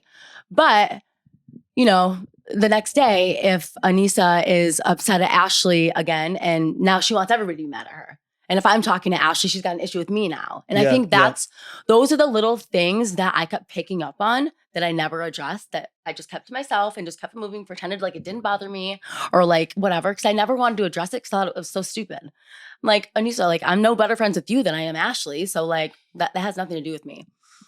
Did I mention Aneesa on the list of perennial floaters earlier? No, but I think that she's number one. She is. And this is what I found, especially this season, because this is one of the first seasons, I think she actually had to kind of, I mean, because season 40, she was out, I mean, pretty early. And then she did All-Stars right after 40 with me, and she was out early because they kept saying Aneesa is the bridge between these alliances. We got to get her out. Yeah. So not only did she get booted from All-Stars right before 41, because of the fact that nobody could align with her or trust her. So we had to everybody had to get her out soon. Because this is the issue. It's never come to a head the way it did with you guys, but I've had the same issue with her in the past where she's like, oh my God, Bananas, you know, I'm never going to say your name, you know, even though I'm friends with, and they're coming for you, like, I got you. And I'm always be like, okay, but Aneesa, and I never said this, but it's just like, I see the game you're playing, but how, if you are saving me and you got my back, how are you also working with and saving the person who is directly trying to get rid of me? Okay. Hey, your name's not going to come out of my mouth, but I mean, you're not going to try and persuade other people not to. Exactly. Or if and it I can't comes, depend you're not on going to you. stand in the way. Exactly. I can't depend on you to help me. God forbid my back is against the wall and I have nobody. But then she expects you to then lay on a wire for her. Exactly. And that's what really started stressing me out with her, because as much as I wanted to stay out of it, and I did, I was intentionally staying out of it. So the night that she and I got into it. Well, what happened? Back up with Ashley. With what? Their fight. Yes. Okay. Like what was the, because obviously your and her fight spawned off, your fight was a result of that. So what started that? Yeah. So what started that fight was Ashley and whoever was in the gym. Yep. A conversation started, and I guess what they don't show, I don't know if they did show it, but what they did show, or whatever, what happened was Ashley's in the gym talking to whoever about Aneesa, and Aneesa was listening to the conversation from around the corner. Professional. Yes. And so she heard the conversation and then interjected, and that's what started the whole thing. And then, I mean, you see me right after the fight. I woke up, I was sleeping. I woke up to them screaming. Yeah. So then naturally I go, I see Aneesa come into the room crying, and I heard what Ashley said. So the part about, the one thing that I want to get clarification on, Aneesa said, what makes you think I can't win this final? And Ashley says athletics. Some people are trying to say that was like a fat shame. Did you take it as that? Or did you take it as, no, you actually just aren't athletic enough based on your competition here to win? I think that's exactly what Ashley was trying to say. Yeah. But I think because of Aneesa's entrance to the conversation, Ashley felt like, okay, like this is when somebody like inserts themselves into a conversation that has nothing to do, well, it does. It does, but it's the way they approach it. Oh, right. Yeah. And I think Ashley was shit-faced. So naturally she like is in defense mode, and that's how it all started. I'm not sticking up. I'm not saying that Ashley was right, but I know. No, there was low blows taken on both sides. But what I'm saying was that taken intentionally kind of out of context, where it's like, you weren't fat shaming me, but I'm going to contort what you said into making it sound like that. That way I can turn this into an argument where you're attacking my appearance or my, Yes, that's exactly. I truly believe that's exactly what happened because, I mean, Ashley was saying it all season. She's like, I can't beat these rookies. None of us can. Yeah. And we knew that. The vet girls were like, these rookie girls are good. Oh shit! I saw the same thing with the threat guys. Exactly. Like it's not a lie. And I think that, the situation sucked because, of course, there was alcohol involved and no one was sober. And Ashley also claimed that Aneesa told Jake that if I win, I'm going to give you all the money. And that's why Ashley was saying, Aneesa, you are delusional on two fronts. One, you're saying that you are fit enough and athletic enough to win this final. And two, you're literally telling your partner that if you win, you're going to give him your money. Did she really say that's that? That's what Ashley said that she said. Oh, God. We talked about it on the reunion. Oh. You don't remember saying that? Oh, I don't remember that. But that's insane. That's what Ashley was saying. The reason she called her delusional was because of that. Yeah. You can't beat these girls in the final and you know you're not going to give your money to the partner. Anyways. And I mean, she's not, again, like who's to say that Aneesa's, can't win a final? No, we're not saying that. But we're just saying you can't win a final against this competition. Well, true. And honest to God, I will say that isn't the first time we've all said that. Aneesa even said that in the room. All of us girls would always laugh about how good the rookie girls are and how none of us are going to win. Like, you know what I mean? So like different class, man. It was just, I just thought that. So then that devolves into just low blow after low blow after low blow. But you said after that argument takes place, it's not like Aneesa had completely removed herself from the situation. She was still entering the room, still keeking with you guys, not game talk, but she was there. Yeah, she was there. Everything. But then one night just decides to take it out on you. Yeah. So, okay. Now I want to explain that clip that has all over the internet, the one of me freaking out on Aneesa. I'm going to explain it in the way that it happened because I think it's important that people understand what really went on behind the scenes that they don't know, that they don't show or anything. So that night of the fight, we went out to the bar before. It was after the challenge, whatever. We went out to the bar. Aneesa is on one, Johnny. When I tell you, so drunk. And this is, listen, okay, actually, let me tell the story. So we're at the bar. She's on one. She's mad at Will. I'm listening. She's mad at Theo. She's mad at Leo. She's mad at me. She's mad at Aviv. She's mad at everybody for still talking to Ashley, okay? So weird. So I see her, actually, no. So then Will comes up to me. People are talking about it all night at the bar. Like, Aneesa's on one. She won't shut the fuck up about Ashley. She's mad at me. She's mean mugging me. She's this, she's that. So I'm like, noted. She's on one. I'm stay the fuck away from her. And I thank God I probably had like 2 beers that night. I stopped drinking long before we left that club. Okay. So thank God, because we got back to the house and so we leave the bar. On the way back to the house, I'm sitting on the bus. And again, like I told you, I'm pretty much sober and like, I'm just on the bus. I'm having a conversation like this with somebody and out of my right, I can see out of my peripheral, Aneesa talking to Theo and she's staring at me. I feel her staring at me. Yes. And I feel Aneesa has a stare you can feel. And I felt like she would not stop. She wanted me to make eye contact with her. She wanted me to know that she was talking about me. She wanted me to ask what was wrong. And I just completely pretended like I didn't see it. I didn't know what was going on. The second we got to the house, I ran into that house. And the clip that you guys all see is of me. And I am in the bathroom, Johnny. I got into that house. I ran into the bathroom. Beeline. What they don't show is me in the bathroom. Ashley came into the bathroom right after me. I'm washing my face. Ashley's peeing. We're talking. What they don't show is Aneesa outside of the bathroom door like this, listening to our conversation. We weren't talking about anything, but just listening. Why? Yeah. Like, what are you, like, where did that come? So again, like I see, I'm like, all right, whatever. So not only am I trying to stay away from her, but then she proceeds to barge into the bathroom while I'm in there and then start asking me questions about the whole Ashley thing. And at first I was like trying to be nice, but then I'm like, and then once I realized that it was about Ashley, I got so mad. And I'm like, don't fucking put me in your shit. Like don't get me involved in that. Yeah. So, and when I'm watching the clip, I see how many times I walk away from her. Yeah. I walk away because I know I'm starting to get mad. I need to move. I need to walk away. And she just keeps going. So then, yeah, naturally, I'm going to freak the fuck out. Yeah. Like, get out of my face. This has nothing to do with me. I don't want anything to do with it. You never do anything for me, ever. Yeah. And so it turned into this whole thing. Now, what they don't show is the fight looked so weird, but what they don't show is every low blow that Ashley said to Aneesa, like the day before, literally Aneesa said the same exact shit to me.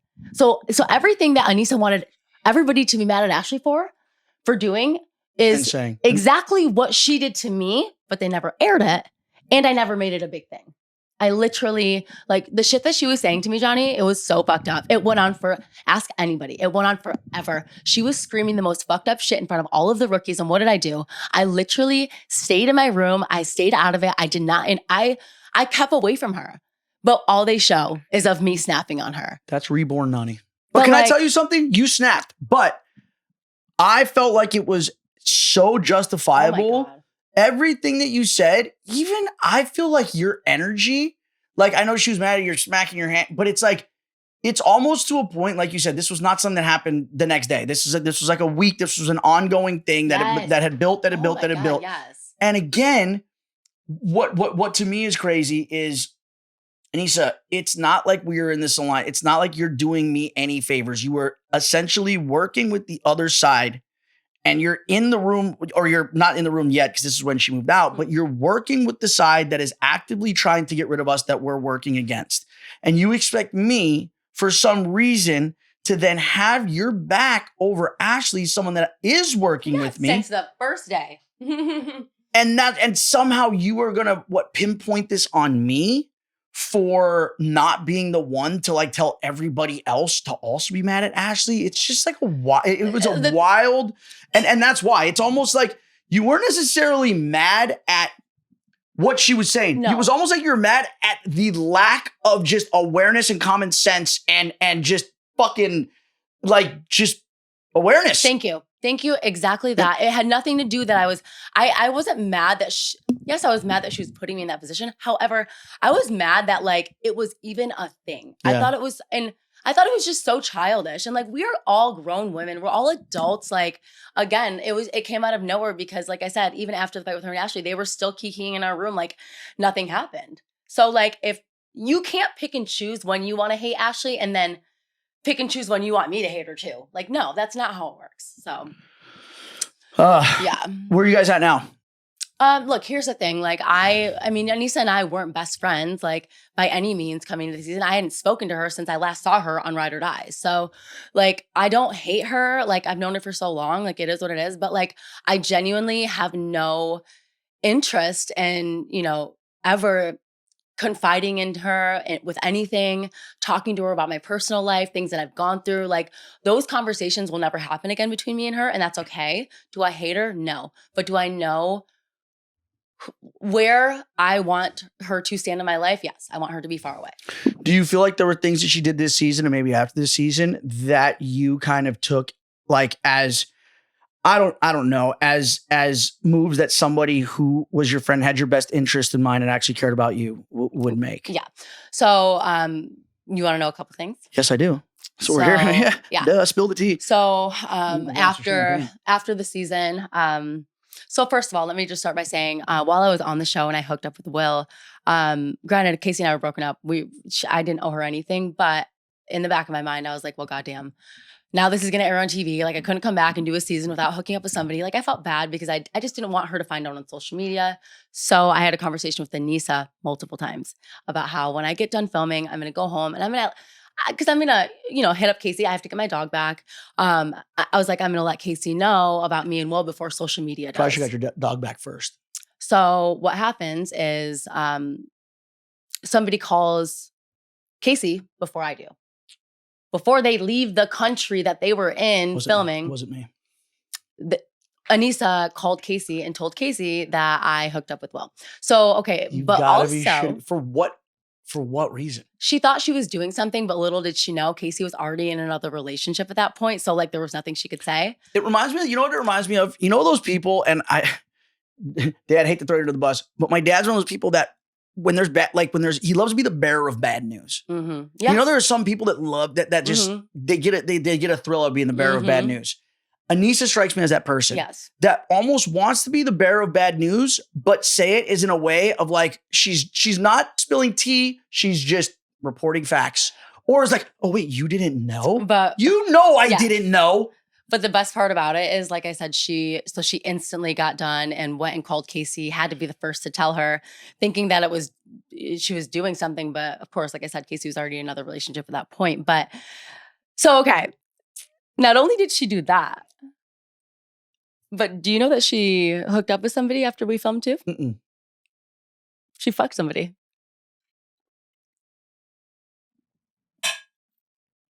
Let me get some more champagne.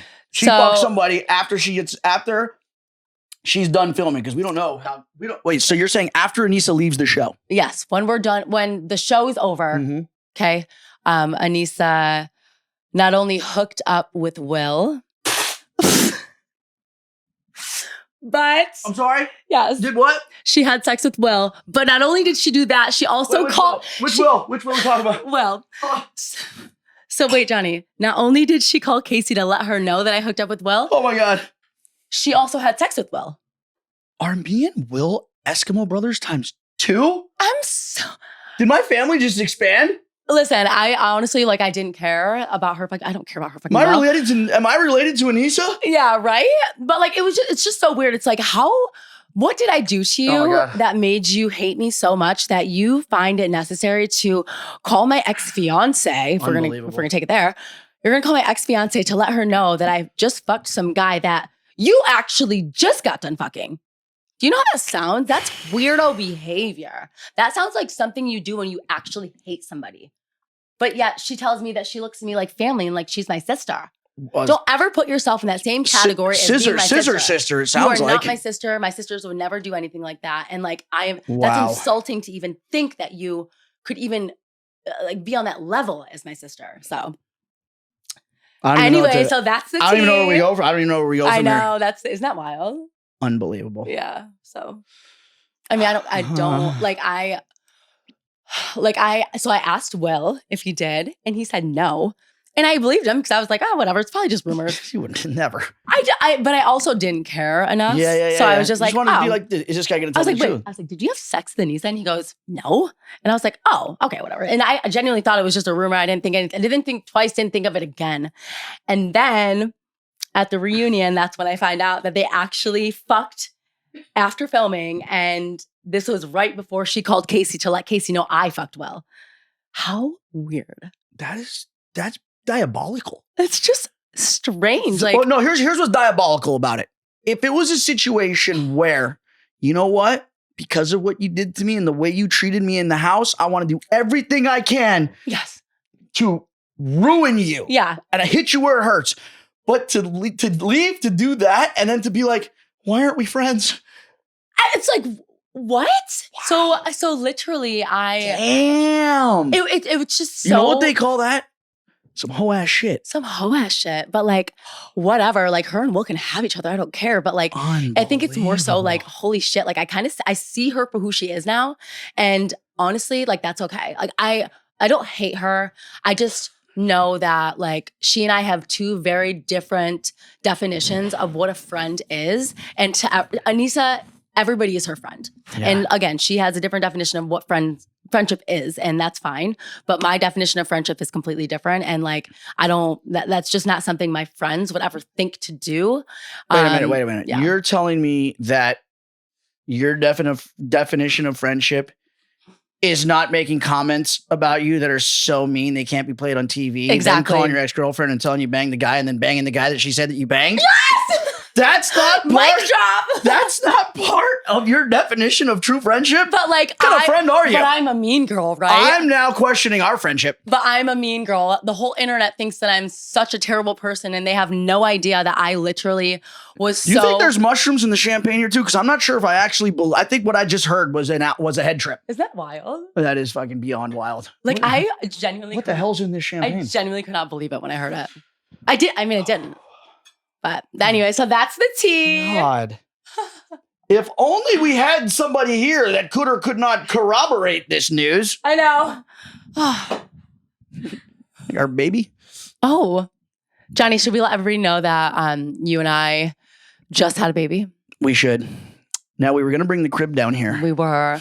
Crib's upstairs. The only problem with the crib situation is it won't fit down the stairs, and we had to use like this hook to bring it up. So, ladies and gentlemen, I know you've heard about Theo and Olivia, and you guys know about the baby that they are having, and that's like all the hoopla, like, oh yeah, cute. Nany and I, we've got some breaking news as well. Breaking news. We also have brought a baby into the family. So without further ado, oh, you're coming up that way. All right. No. There she is. There she is, our baby. I actually could kind of be your baby. If you saw our 3 pairs of shoes in the corner, it's like dad, mom, and baby. Baby. Baby bear. Speaking of, is there a baby champagne? Here, have baby some of mine. porridge. Yeah, Nany's had enough. Oh my No, God. she hasn't. I've literally She had has just not. as Nany, much no, as you know what? Johnny. She just started spilling. So did you have any insider or privy information to the absolute nuclear T-bomb that Nany just dropped? Wild. Well, I was there. Not What? for all of it. You were there. Did you watch? No, I did know. This is after everyone got done filming. This is after everybody got done filming. Yes. Season's over. Yes, Will and I definitely went out. Aneesa was still there. Mm-hmm. And yeah, the two of them But like, okay. rage sex. You mean you went out on the town and Will stayed back with Aneesa? I went to bed. You went to After. bed. Okay. Yes. How'd you know? And- What did it? You heard it or what? Oh no, we were in different I know, but- hotels. How'd you know? Like, would you set up a GoPro? No, we just they stayed and I left and I heard a little story afterwards, but it wasn't mine to tell. Okay, I definitely. and I apologize. You know what? but It's ours to tell. No, I think so. Here's the thing: is that Aviv did know, and again, like she said, it wasn't her story to tell, which I'd never. Again, I I didn't like appreciate Will. that. You know, I I didn't know. give a shit. No, And so plus for you it to was call me and be like everyone was angry, and I think it would have just hurt you because it was shitty, I think. and honestly, and I was like, why do we even have to bring that back? and truly, Why? thank you for that So- because I don't care now, and if you would have told me then, I think maybe It would have been yeah, not maybe it would have great. hurt a little bit more, or maybe it would have stung a little bit just because of everything that happened. yeah. But yeah, honestly, I didn't need to know. And hearing about it now that I'm The like way you heard really about out of it, it? I'm just like, ick, yuck. We've also established a new alliance for next season, and it is gonna instead of Bananas Angels, it's gonna be called Banana Sisters Sister Wives. wives. So just to dot the I and cross the T on the situation, Nany, and I think you know what I'm referring to here. You know what real friends do? Real friends will tell their friends something, even if they know it could potentially get them fined from production. And even if they know it's going to hurt their feelings, and even if their girlfriend says, do not tell this person about what went down. So then other friends also return the favor, if you know if you catch my drift. Yeah. So thank you. I appreciate that. No, Johnny. thank you. I appreciate that. Yeah. I bought you flowers. I She was not happy. know. Get to the bottom of that one, motherfuckers. So anyhow, okay, here, I'm going to ask you guys both this question. Now we're into this season. Man, we've been on an absolute roller coaster going on this episode, and what better place to do it in Amsterdam? I think once this is all put out there for public consumption, we are going to not plead the fifth, but we are going to plead the mushroom. We had no idea what we were talking about. This was a psilocybin-induced podcast, and it's legal here. So there you go. All right. So we come into this episode. CT and Tay are eliminated. How did CT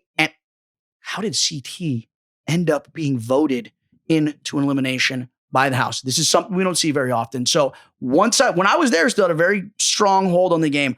What happened after I left and what put him in this position to be voted in? You guys can both answer this. Time out. What was the I'm trying to think the challenge. What was the challenge? It was it the swimming one? Oh, because he was climbing on wasn't it? It was the one where Michaela threw the challenge because he climbed. That was his partner at the time. So it was the stair stepper. Oh, it was after that because he got voted in? Yeah, right? No, they lost. They went straight into elimination. Yeah. So he didn't get voted in. Right. He lost. That's how he ended up in elimination. But that's not to say that, I honestly, I think this is the first season where you know how it is. Like CT never really will ever have the numbers to get thrown into an elimination. But for whatever reason this season, those rookies were not messing around. They were like, he can go too. Like they did not care. Well, after everything that happened with Lecca was sort of like the last straw. But I think I don't know if it's by design or not because I've never really played with CT. Yeah. And he wasn't on very long on 40. But I felt like no one knew where he stood and no one could understand what he was saying half of the time. I think that's pretty standard. That it was like, he was so cryptic that people were like, what the fuck? Mm-hmm. And then I think that created this lack of trust, which then when that whole thing went down with Lecca, which was just a bad look, honestly, because he completely stopped. How much of justice for Lecca was actual justice for Lecca and how much of justice for Lecca was we want to get CT out of here for a myriad of reasons and we are going to use that as a smokescreen for justifying doing it? To be honest, the real reason why none of the vets cared, or at least some of the vets, was because maybe like week 2, I think, CT created a list. And a list of people he doesn't fuck with that he gave to Lecca for whatever reason. I think he was trying to like get in with Lecca and like thought like he could like, if he gave her some info that like it would make her trust him. Well, what happened is he wrote down a list of people he doesn't fuck with. And it was me, Aviv, Leroy. What? Yeah, me, Aviv, Leroy, Aneesa was on there. Pretty much like a lot of us vet girls. And so we were like, oh, that's weird. So I think after Lecca told us about, this list that he had created and that we were on it, once she told us all that, we're like, okay, yeah, he can go too. Like, we didn't care. We don't think that he threw the Justice for Lecca challenge on purpose, or do we? I mean, to be honest, I even on the show, I said, I don't think he threw it. Now, I genuinely thought that he was just out of shape. Okay, now there was a recent... there have been a lot of recent revelations that have taken place, but one of the recent revelations was him, Tay, Adrienne, and was it Izzy? Yep. CT's Angels. There was first of all, CT's Angels come up with taken. Which I didn't new realize that alliance. I didn't realize that. Where the hell's this been? When was this also talked about? Johnny's Angels happened at the end. The first week. Okay. Too early. Yeah.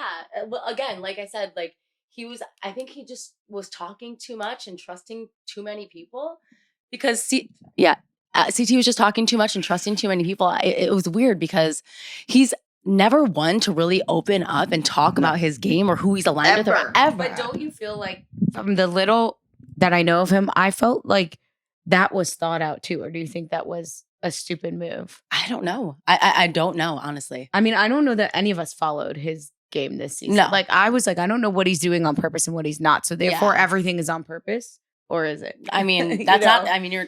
But then it becomes a liability at that point because you don't know. Yeah. Right. So.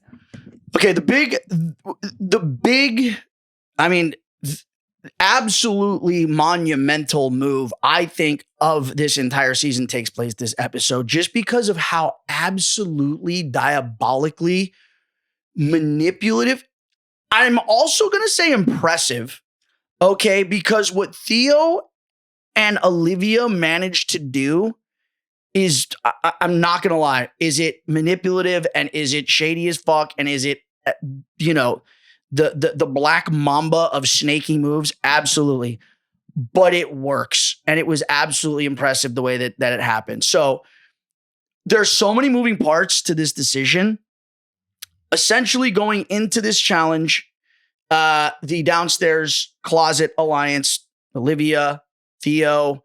First of all, who's in the closet alliance? Can we just determine that? Jake, Theo, Olivia, who else? Aneesa, Adrian. Okay. So that's like the core. Izzy. That's the core. Izzy's gone. Well, yeah. Come on now. Yeah. Derek K is kind of on the outskirts. Yeah, Derek. Even though he's paired up with D, which is like, what? Okay.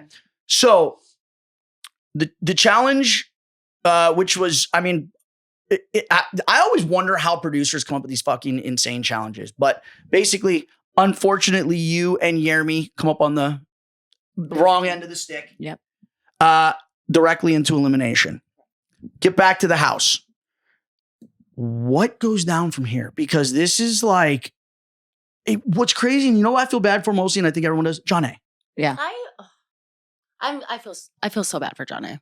Like she got the shit end of the stick this season. Honestly, like she not only did she show up late With 0 points. with no way to make it up, not knowing anything. Jonna comes in. You guys have a conversation with her first, correct? Of course, yeah. And tell her and basically divulge what to her. What's the plan? You guys both. I'll take them both. No, take the no. I really don't need them both here. So I think the initial plan was Jeremy and I were going to be in no matter what. But there was no reason. Jonna at this point had already been, even though she was sleeping downstairs, like she was very well aware of Olivia and Theo, and she already felt betrayed by Olivia and even Derek a bit because they were, like throughout the few weeks she had been there. So she was really voting with us. And I think at this point, we trusted her because at first we were like, who's she playing with since she's so close with Chavez?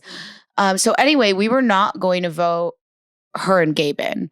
And then I guess you probably knew more. Who was in the upstairs? Who was the plan then to vote in? So, okay. So if you see in the episode, you see that right when we get back from the challenge, we all shower and we're all in our room and it's me, Aviv, Ashley, Michaela, and we're all like, okay, we're going to vote Theo and Adrian. We have the numbers. So, what was it? It was like on 3, 1, 2, 3, be quiet. Right.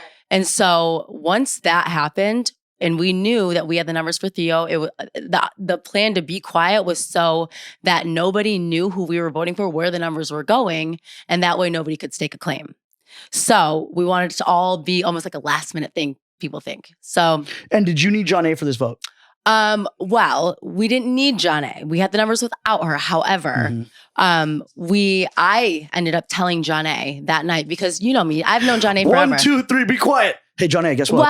Well, no. To be fair, Jonna was working with us. Okay, yeah. And I definitely didn't tell her everything, but like I've known Jonna for so long. We've been friends forever. That was the right move. Yeah. So I wanted to let her know, like, listen. Here, heads up. It's not going to be It's not going to be you guys. Like, don't worry. Fuck what Gabe is saying or anybody else is saying. Just know that nobody in our room is voting for you. The numbers for you are not there.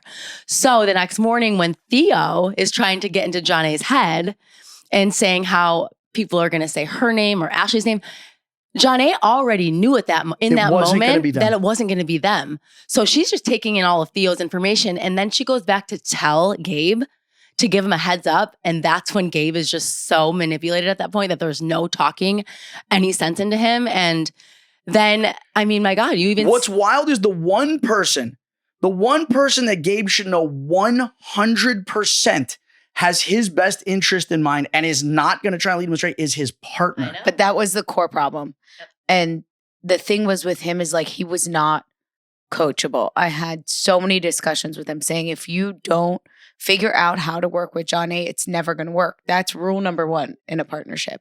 I don't care if you like her. I don't care if you don't like her. Yeah. That's rule number 1. You figure out how to trust each other or you don't get very far. So he didn't want to hear it. And unfortunately, he had a lot of voices coming at him over and over and over. And I actually think one of the things I learned on this episode that I didn't realize before, because I had told him, Jake and him were really close. And I said, why don't you just go to Jake? Like, even if someone talks to you, go back to Jake has your best interest.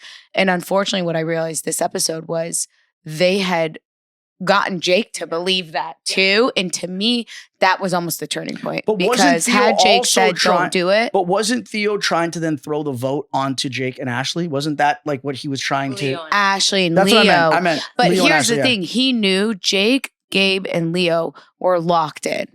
Real locked in. Mm-hmm. So he knew that, you know what I mean? It wasn't going to happen. And from the best standpoint. part, and this is the thing, is I don't think Johnny obviously gets enough credit for her gameplay either. Yeah. She comes off kind of like a ditzy like person, but she is not. And the last thing that she says in that conversation with Gabe is, "Don't fall into their trap." Exactly. It was almost foreshadowing. It's exactly what the guy does. Yep, she knew. But the thing is again, I've known Johnny forever, and it's so crazy to see because I remember like on Exes 2, she has always been paired with partners who treat her like shit. I mean, my God, like, you know, seeing her kind of evolve from Exes 2 when she was partnered with Zach and when she really could not stand up for herself. And to see her now, and granted, don't get me wrong, like I know that there were things, Johnny's smart. She's not going to say something if she doesn't have to.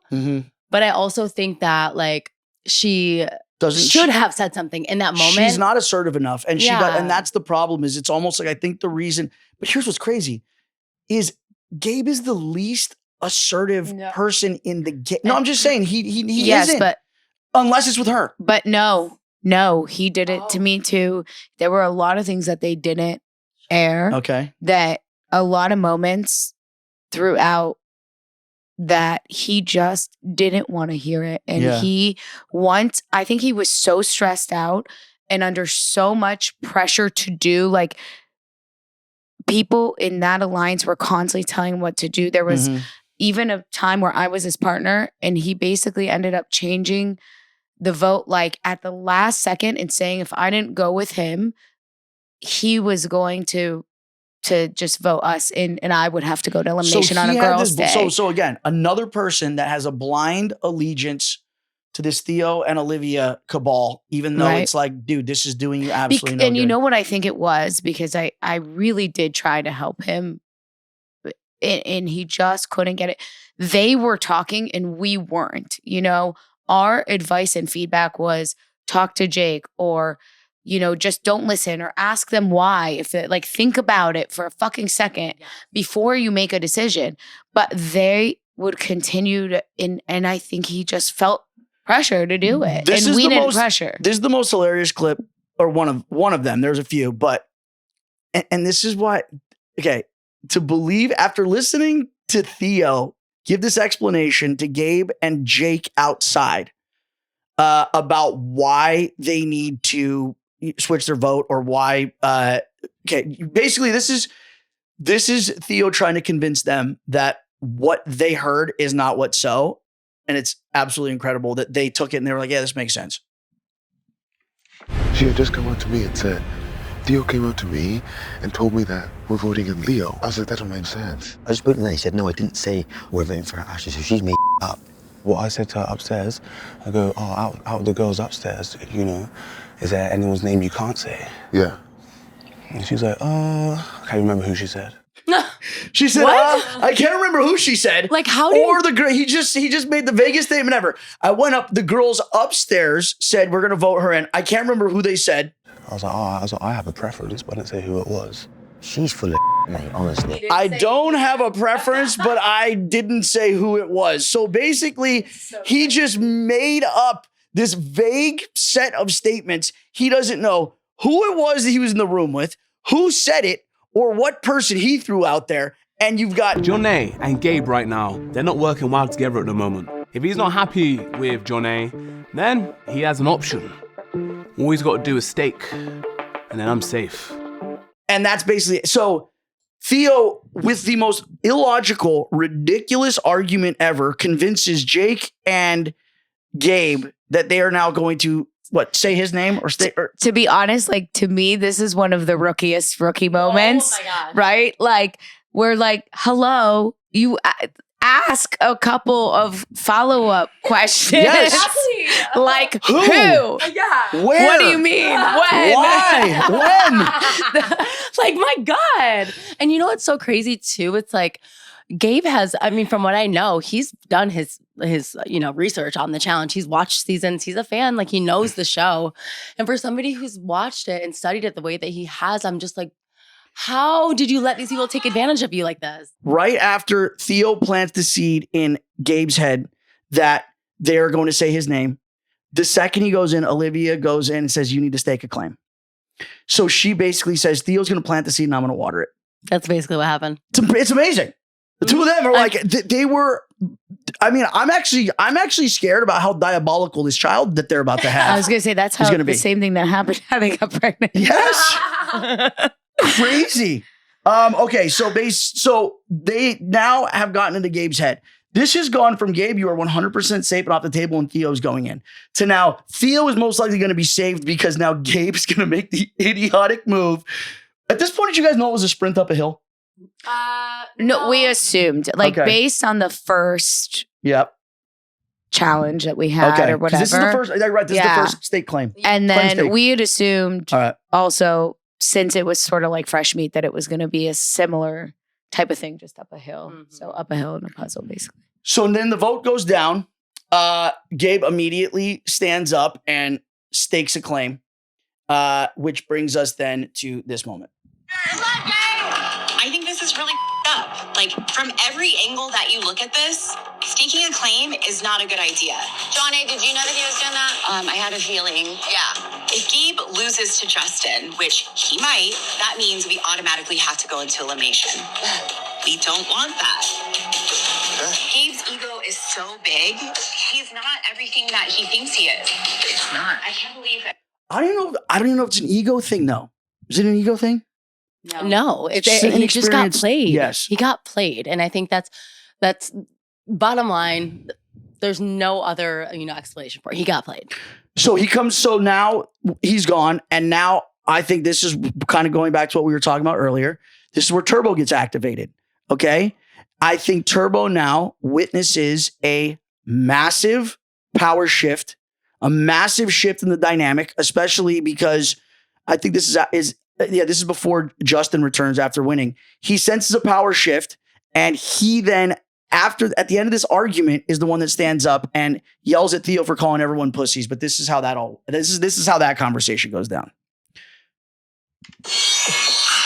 Oh, wow. And people were saying that you came that you're going to say us. Who? I said there's people on the table. I can't mention people's name on the table. It's all right for you not to rally up against me all the time, but I can't say anything, ever. No, we rallied against you because you were the one saying our name first. Right there. And I don't know if Olivia learned that move from Theo or if Theo learned that move from Olivia, but this is exactly what Olivia did to me in the beginning of the season. She rallies the whole house to come against me. And when I call her out for doing it, she said, no, the reason I came after you is because you were going to come after me first. Mm-hmm. And that's the exact same argument he tries to make. What? You guys can come after me and I can't come back? It's like, no, Theo, you threw the first stone. Yeah. But you want to convince us that it was us. That's the point that you're missing. I simply say this is what we should do as a group, and that's what our side has been doing. No, we don't have it. We don't have it because our so-called alliance is spread thinner than butter. How many was it when Rogan, Izzy, Tay, CT, and Derek were here? How many was with y'all? Why that list don't count? Why that list don't count? For That's not the point. Everyone's a pussy. Remember how stressed Here's they were how you though, know at that someone's point? lost. Yeah. Here's how you know someone's lost an argument. Okay, Theo goes, yeah, but our alliance is spread thin as butter. Michaela goes, yes, it's spread thin as butter because you've lost Tay, Izzy, CT. Right. Names his whole list. What does Theo say? Yeah, you're all pussies. Theo, don't call everyone pussy. What I'm saying, people, no. I say like a man. I say No. you like a man. No, I'm Nany saying- is my first. Yeah. So what is this? And a bunch of other people, you're helping You the cannot people. call me pussy. Look, I got people who are supposed to be who's my number one. If Nany is lying on the table, I'm gonna vote you. I wouldn't do that to you, though, Turbo. What? I wouldn't do that to you. So I'm a better friend to you than you are to me. If Olivia and me on the table, who you gonna vote? That's my girlfriend. What you on about? Turbo and Theo's argument is stemming from way more than being just called a pussy. Turbo wants any excuse to not save him in this game anymore because he has basically everyone on his I can't say list. For someone that says he's a man of honor, Not wrong. where's the honor? Okay, I don't agree with Olivia on much, but holy shit, was that not the best encapsulation of Turbo ever? It's like Theo was your best friend. He's on the I will not say list until you see where the numbers are at now. And now it's so funny how you've turned on him. Well, to be honest, I never even knew that Theo and Turbo were such good friends. Like that was all news to me.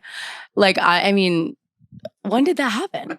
I wasn't there. Yeah, okay. I mean, I'm not sure. You know what probably happened is when Turbo saw how much power Theo and Olivia and where the numbers were. And then magically, once that shifted, all of a sudden they're not best friends anymore. Maybe that's what happened.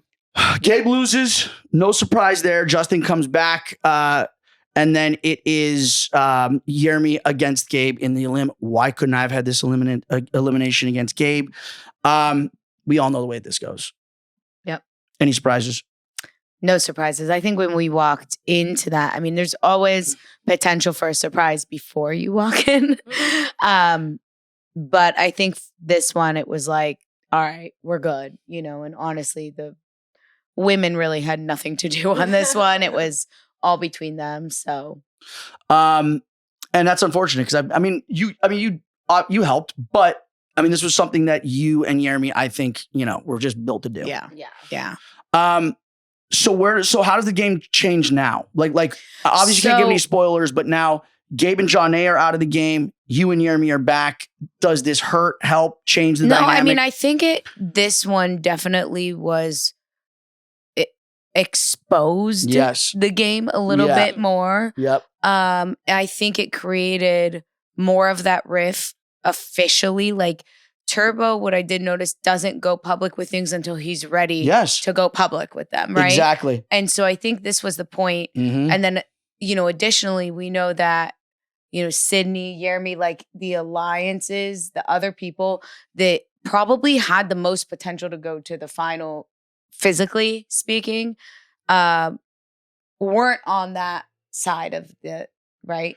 So there's like a weather app, like a weather predictor. Like you can it predicts what weather patterns are moving through. If we want a power shift predictor between Aneesa and Turbo, by their actions, you can tell the second it happens. You can literally tell to the split second, like fucking Doppler radar, like, oh shit, there's been a power shift. Yeah. Aneesa's now keeking with them, and whoever Turbo flips out on, whoever Turbo yells at, is not in power. Well, I think too, and I don't know if you talked about this, but wasn't Turbo also upset because Theo had kind of pulled Turbo in, and Turbo then also basically told Gabe to stake a claim that was his best option. And I think Turbo felt, because there was this like language barrier where he meant to protect you. Was there? Well, we don't know, but I think he uses that to his advantage a lot. But either way, he found himself caught up in it. And then I think that probably went to his decision making as well. Yeah. Well, again, this is what always happens, man. The truth will set you free. And I just want to say, not that this is about me, but it is. This is exactly what I predicted in the very beginning of the game. And I told all these rookies, play your game. Do not play Olivia's. And that's all that they thought I was the fucking big bad wolf in the house. They thought I was one that had to go. I was the manipulative one. I was the one that was going to lie, cheat, and steal my way to the end and burn everyone in my path. And it seems like that was the pot calling the kettle black. Yeah. I mean, honestly, we've said it already, but like that was just the big difference between our alliance and what, how we played the game versus their alliance. And, everybody that was in their alliance didn't last. And it's like, well, the other thing is, I know we're giving Olivia and Theo a lot of credit for pulling that move off, but it was also, if Gabe wasn't as easily, I don't think that works with anybody else. Because it was the rookies. That would have never worked with us. I mean, you see, the first thing we said when we saw that clip is we stopped and we just started laughing. Like you didn't even give any information that matters. I was upstairs in the group. I don't know who they were. I don't know what name they said, and I don't know what name I said. You didn't even think about the lie before you told the lie, clearly. It's unbelievable. Unbelievable. That is so funny. And literally you see Gabe and Jacob, Oh, and they were so convinced. Yes. Yeah. What information are you convinced? Very little. Well, I can't wait to see where it goes from here. I'm glad my two sister wives are still in the game. Me too. Aviv, we're hopefully going to see you in a future episode of the Death, Tax, and Bananas podcast. Not going to tell you when. Oh, also everybody that wants to be like, oh, Bananas, you're spoiling who goes home because that's who you have on. Nany's still in the game, right? She didn't leave last episode. So shut up. I do not have only the people on the go home. I pick and choose my guests very carefully. And it just so happened that we were in Amsterdam together, cooped up in this sweet Airbnb that we got. And now we are going to leave and go and drink more and do some mushrooms. And eat some, but the mushrooms at dinner. We're genies. All right. Well, listen, you two, I'm so glad. Well, Nany mostly. And Aviv. I'm glad. This is like this is becoming. To hop out of a crib, but yeah, we were gonna have Aviv. We were gonna announce the baby thing. We are gonna pull a crib out and have Aviv jump out. But the crib, if you saw this place, there's like this spiral staircase that Aviv barely fits up. There's no way we're getting this wooden crib down, so we just had to do it this way.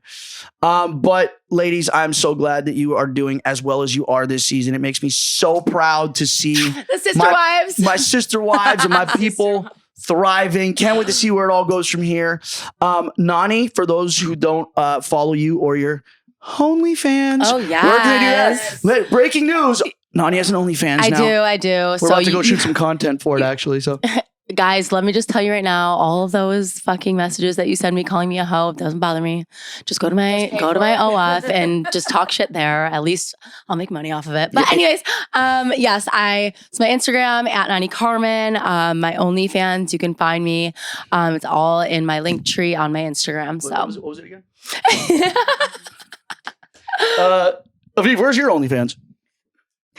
I'm working on He's it. a mom. I gotta get like divorced and leave my kids first. Then it's coming. Yeah. I'm gonna put it out when I'm 80.